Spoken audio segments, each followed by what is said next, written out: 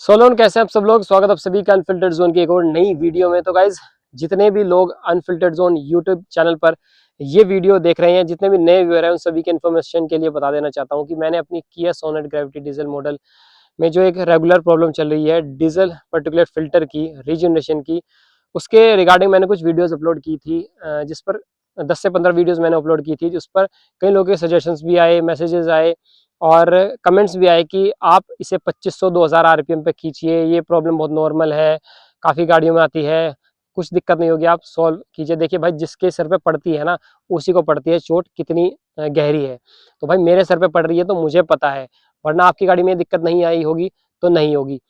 मैं आपको बताऊं, उन लोगों के लिए ये मैं बता रहा हूँ जो सोचते हैं कि ये बहुत नॉर्मल प्रॉब्लम है। देखिए नॉर्मल प्रॉब्लम होगी, लेकिन शायद मेरे लिए नहीं है, क्योंकि जब इसमें पहली बार रीजनरेशन की दिक्कत आई, क्योंकि लोगों का कहना ये भी है, मैं इस चीज़ का खंडन करना चाहता हूँ, जो लोग कहते हैं कि लोकल में चलती है तब दिक्कत आती है रीजनरेशन की, हाईवे पर नहीं चलती है तब ठीक है।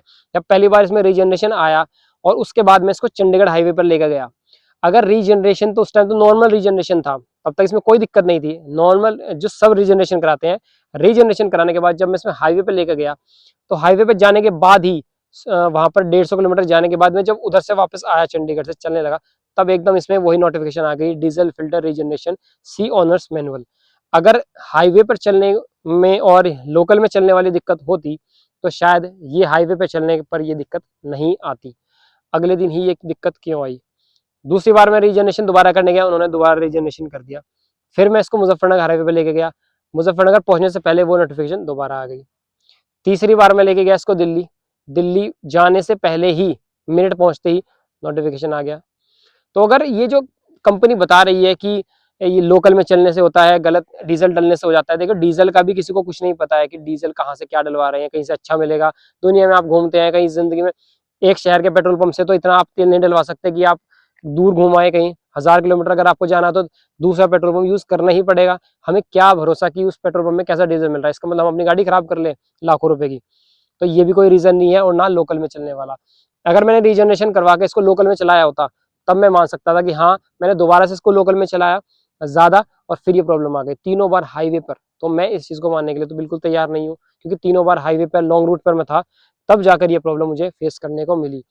और भाई जब ये जो लोग ये कह रहे हैं कि इसको 2500 रुपये पे खींचो, 2000 रुपये खींचो, मैं उनको बता देना चाहता हूँ कि जब कोई प्रॉब्लम आ जाती है ना, मेरे से ज्यादा खींचने वाला भी नहीं कोई होगा। मैं इसको मतलब मैंने ली ही डीजल इसलिए थी कि मैं इसको तेज चला सकूं, खींच कर चला सकूं, इसीलिए डीजल कार ली थी, वरना पेट्रोल कार लेके मजे मारते आराम आराम से चलना होता। 6 गियर की जो स्पीड है, और डीजल कार इसीलिए ली थी अच्छे पिकअप के लिए और खींचने के लिए। और पहले खींचते थे इसलिए शायद 8-10 महीना सही भी चली। अब चल तो कंटिन्यूस इसी रही थी, क्योंकि आप देखेंगे तो 20,000 के आसपास ये चल चुकी थी 10 महीने में, तो कम तो चली नहीं थी कि अगर लोकल चलती तो शायद 20,000 ना चल पाती। तो बात यही है कि जब कोई दिक्कत आ जाती है, फिर आप खींचो चाहे ना खींचो, प्रॉब्लम आ चुकी है, और प्रॉब्लम अब शायद डीपीएफ खराब हो चुका है या कोई अदर बड़ी प्रॉब्लम हो सकती है, तो मेन है कि उसका सॉल्यूशन हो क्यों नहीं रहा है। 7 से 8 बार रीजनरेशन अब आ चुका है, अब 7 से 8 बार आ चुका है। अब हालत ये हो चुकी है गाड़ी की कि सिस्टम एग्जॉस्ट वाला आइकन, और आपका जो ट्रायंगुलर आता है रीजनरेशन के लिए, वो इंजन लाइट, तीनों जो खतरनाक साइन है इस गाड़ी में रेगुलर बने हुए हैं। पिकअप गिर चुका है, एक्सीलेट नहीं उठा रहा है, माइलेज कम हो चुका है, ऐसी कई दिक्कत, और सेल्फ स्टार्ट में दिक्कत, हर चीज़ मतलब, क्योंकि बीमारी एक है जो फैलती जाती है तो पूरी गाड़ी में फैल जाती है, तो कहीं ना कहीं एक बीमारी हर चीज़ को इफेक्ट कर रही है, तो सोल्यूशन हो नहीं रहा है। तो कमेंट करना भाई बहुत ज़्यादा आसान है कि यार आप आराम से बता देते हैं कि ये करो वो करो, जब तक अपने ऊपर नहीं बीतती तब तक नहीं पता लगता। तो बात सारी ये है कि दिक्कत ये छोटी मोटी नहीं है, अगर अब तक सोल्व होनी हो जाती, अब भी मैं इसको जब आता हूँ यहाँ से 15 किलोमीटर रोज, तब भी मैं इसको तीसरे चौथे पे खींच कर ही लाता हूँ। मैं कहा चलिए आपकी बात मान लेते हैं, लेकिन कोई सॉल्यूशन अब तक नहीं है, क्योंकि जो दिक्कत है अब वो बढ़ चुकी है। तो यही सजेशन है, यही मैं आपको बता देना चाहता हूँ कि भाई कुछ नहीं होता इन चीज़ों से, जब चीज़ आ जाती है तो आ जाती है। मैंने कोई खींचने खांचने पे इसको 10 महीने जो चलाई विदाउट प्रॉब्लम चली, और कोई भी दिक्कत अब तक नहीं आई थी। ना मैंने उस टाइम ध्यान दिया था, ना मुझे डीपीएफ के बारे में पता था कि 10 की कम आरपीएम पे खींचनी होती है, इसका कुछ डीपीएफ भी होता है। मुझे तो तब डीपीएफ के बारे में पता लगा 10 महीने बाद, जब मैं एजेंसी में गया, कि उससे पहले भी कंपनी ने कुछ नहीं बताया था कि इसमें डीपीएफ का भी कुछ ऐसा आता है और इसको खींचना चाहिए या नहीं खींचना चाहिए। तो ये that's all in this video, यही मैं आपको बताने देना चाहता हूँ कि क्या प्रॉब्लम इसमें आई है, और इससे कोई सोल्यूशन नहीं होने वाला।